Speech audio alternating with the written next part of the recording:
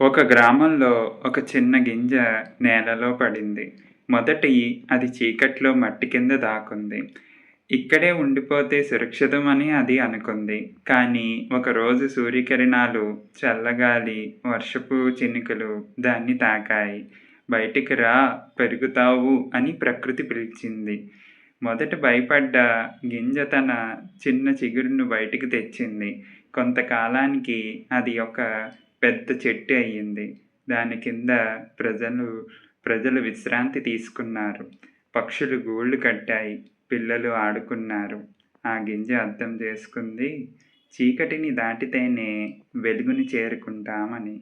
ఈ కథ యొక్క పాఠం, మన జీవితంలో భయం, కష్టం ఉన్నప్పటికీ ముందుకు సాగితేనే మనం పెద్దవాళ్ళవుతాం. ఇంకొక కథ. ఒక చిన్న బాలుడు రవి సైకిల్ తొక్కడం నేర్చుకోవాలనుకున్నాడు.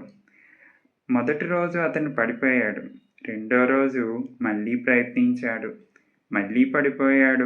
గ్రామంలోని కొంతమంది నవ్వారు. అతనికి రాదు అని అన్నారు.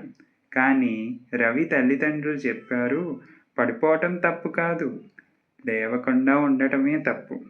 మూడో రోజు రవి మళ్ళీ బండి ఎక్కాడు. ఈసారి అతను దూరం వరకు వెళ్ళాడు.